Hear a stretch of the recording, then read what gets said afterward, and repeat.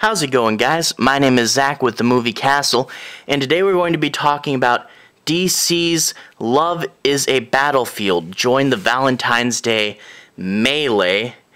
This is an 80-page giant one-shot and features 10 anthology stories, so basic math, assuming they're all even, that'd be 8 pages per story. You get this fun Harley and Ivy cover there. I told you we should have stayed in this year. This is their anthology special for Valentine's Day. DC, for all the major holidays, has been putting out these big anthology books lately. As you can see, they're 80 pages, so they're like the size of a small graphic novel. You know, not as long as a regular graphic novel, but you know, bigger than some that are out there. So you can stick this in with your graphic novels or with your individual issues, however you see to do that. There's the back, the DC logo in camouflage, but it's pink camouflage because Love is a Battlefield. It fits with the title. And you see this is $9.99. So $9.99, a little steep compared to most comics, but what you have to remember is this is 80 pages and no ads in this. So 80 pages, no ads, $9.99 is more than fair. But anyway, Love is a Battlefield. Let's go ahead and open this thing up and take a look at the credits. Credit where credit is due. Love is a Battlefield. Now, I don't have time to read all these because these are 10 stories from different themes, but if you want to pause and read anything in particular by yourself, you can go ahead and do that. And also, in addition to seeing all the different stories, it will tell you who's going to be in the story, so you can tell if your favorite character is going to be in this book or not. So there's the 10 stories at a glance with all the credits there and the 10 teams. But anyway, let's go ahead and jump into the comic. I'm not going to do any major spoilers, but I do want you guys to know what these stories are going to be about. And I do want to say my piece on some plot points, but no major spoilers. So let's go ahead and quickly cover each individual story. Up first, out of the 10, is Perfect Matches. Zeus is getting married, and all the villains are coming aboard his boat for a special wedding party. And Catwoman has brought Matches Malone, hence Perfect Matches.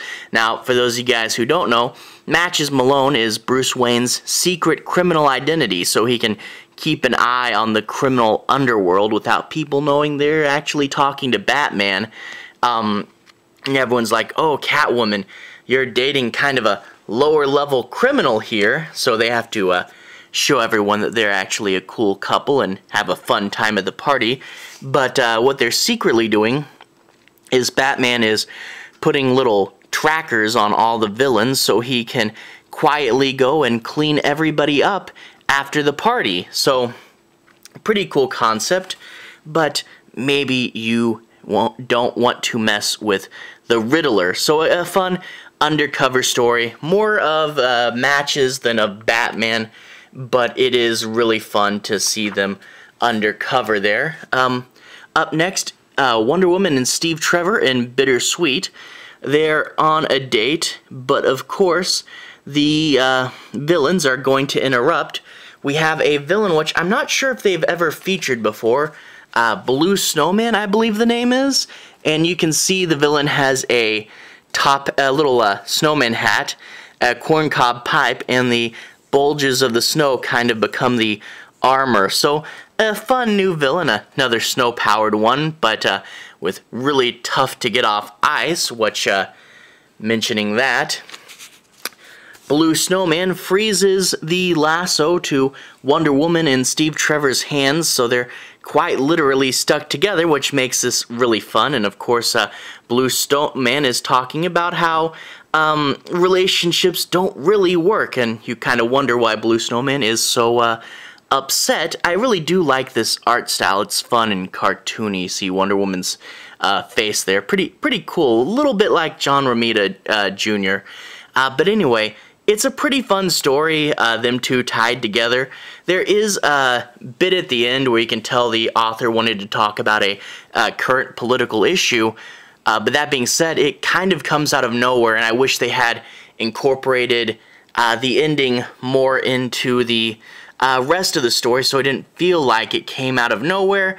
It was just a little like, oh, okay, so that's what the story was about, I guess. But if we look at another one with a story, another one with a kind of a twist like that, later on in the book, the Sgt Rock one, that one really did a good job of showing its themes early on and providing tons of little clues. So that one, I feel, does this twist element better. But overall, that's still a pretty fun story. Up next, we have a story called Loose Lips, which is actually about Perry White and Amanda Waller, who I don't know how often these two characters talk to each other, but they really do play off each other pretty well in this story, and I kind of want to see more of them together now. You see, Perry White is good at digging up information, and Amanda Waller is good at hiding it. The story is San Jacinto, the Suicide Squad's there during a political revolution, and Lois Lane is missing, and Perry has some photos of the Suicide Squad, and he's like, oh, I have proof of your dealings, Waller, and he has to talk to Waller and get her to give out information as to where Lois Lane is. It's a really fun story, and these characters, like I said, play off each other really well, and it's a pairing I was really glad to see. Up next, we have A Tale of Two Titans. Wally West is getting ready for his date with Red Arrow, I think it is. I'm not 100% familiar with the Teen Titans. I haven't read their book in a while. But they're getting ready for a first date. They're nervous, and each one is getting a little bit of advice from their respective friends. So it's a pretty fun story. And, of course, bad guys are going to show up right before the date. One thing I really do like with this story is it talks about love from all different times and perspectives and stuff. So this is love from a very young couple, you know, so getting to see love just starting to blossom there. But anyway, up next is The Beginning, and this is the Harley and Ivy one from the front cover, and this story is actually pretty interesting because all but one page is actually told in these single-page splash formats, so you get big, impressive artwork here. But it talks about Harley and Ivy and their ever-changing relationship from, you know, psychiatrist to criminal, a new criminal, to the breakup with the Joker, and she's all sad and going to Ivy for comfort, and it really is a cool story about these characters changing relationships, and it goes to a pretty cool spot towards the end. It really does work out pretty well.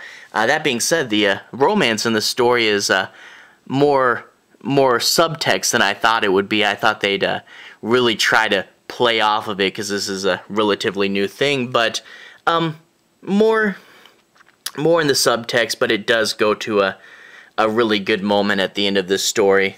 But anyway, up next, the Hawks in space.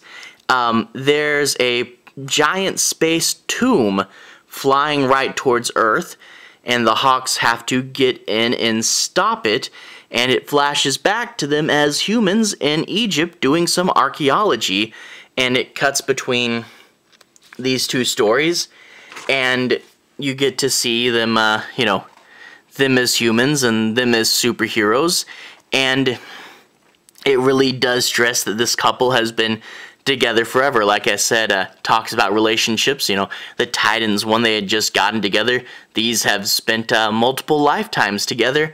And it's a pretty cool space tomb crashing towards Earth story. Pretty cool, even though I don't know too much about the Hawks. It's a fun story. So that was pretty cool. A space tomb. Anyway, next story is anniversary, and this one's got a kind of wacky, cartoony style to it. But you get Mr. Miracle and Big Barda on vacation by the beach. But of course, villains are going to show up.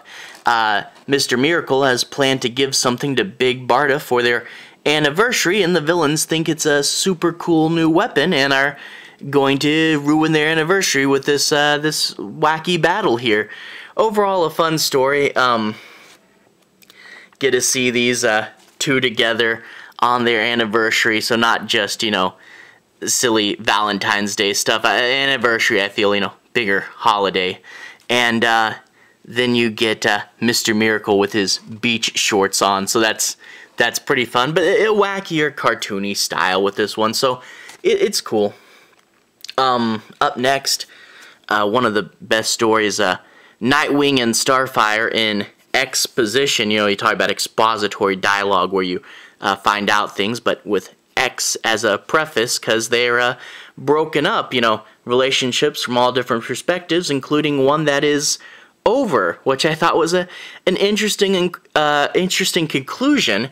They're sent by John Jones to investigate some aliens that are invading Earth. They have to fight them off, but the alien spores get them talking a little more than they normally would, and they talk about their relationship, why it ended, and they try to find a place where they can work together, which I thought was a pretty mature theme for a story, and plus a really cool moonlit night at the beach setting. That is fun. Gotta love nighttime beaches. So overall, a really good story. I really did like that one. Up next, Sgt Rock in Able. It talks about how there's this team, the Able team, led by Sergeant Gray, I believe his name is. I don't know, Sergeant Samuel Gray, yeah, I was right. And they're a cool elite team that Sgt Rock meets up with. You get this lady, she's a translator, and being a translator, she's heard a lot of the German plans, so they have to get her out of there so she can help America. But there's a big problem of this big old giant tank there, the Tiger tank, that they have to figure out how to get past the Germans. And it's a pretty cool story, and you get some really cool heavy war elements. I admittedly don't know too much about Sgt Rock, but it's a cool World War II comic. But in addition to cool action, there is some pretty deep themes. You get, for example, they talk about the girl they're getting out. She's really helping the Allies defeat the Nazis here, and she's going to get a place in America, but people will still know she's German, and will she be able to fit in and live a happy life after the war, which is a really interesting thing to talk about. Overall, a pretty good story that went to some cool unexpected places. I don't want to spoil it, so let's move on to the last one, John Stewart, Green Lantern in The Heart Once. Now, I don't know too much about the current Green Lantern mythos, but it talks about this girl, Yars, who has gone through some tough times. Her planet apparently blew up, and she started fighting Green Lanterns, and these people want to fix her, return her to a state of love and bliss, but that's not really her choice, so John has to break her out and winds up having to fight all these apparently really tough warriors there. Being able to hold off a Green Lantern is no easy feat, so he has to fight all these people off. Fun story, but I must admit I don't know terribly much about the Green Lanterns, and this really did tie into current lore, but I mean, I wasn't lost. It was just, okay, I don't know who these characters are. There's the back credits, and that's the end. Overall, this was a pretty fun book. DC has been doing a lot of these anthologies, like I said, and I feel like sometimes, you know, you get this 8-page format, and some stories feel a little cut short, you know? Like, I feel sometimes that you could go for longer on a story, and they really did feel cut off.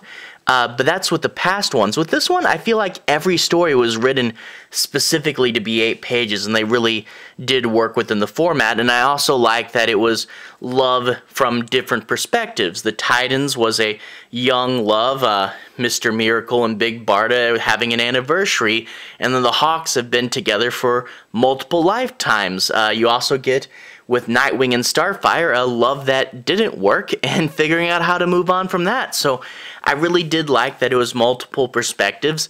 It was some more mature themes and not just, you know, over-the-top action, and some really thoughtful moments and some good story endings. So overall, this is pretty good. One of the better ones. I really did like this. I've also covered on here, they did 2 for Halloween, and they did a Christmas one just recently. And if you want to see those, I have a playlist pop up at the end. It'll be a playlist to my comics reviews, and you can find those in there. But anyway, to everyone who's watched so far, thank you for watching. To everyone who's liked and subscribed, thank you. You're really helping this channel out. Other than comics, I do a lot of scary movies. So if that's something you're interested in, I'd recommend sticking around for that. You might find stuff you like. But anyway, comics playlist on the bottom if you want to see the other DC stuff. Anyway, have a good day. I'll see you guys again very, very soon.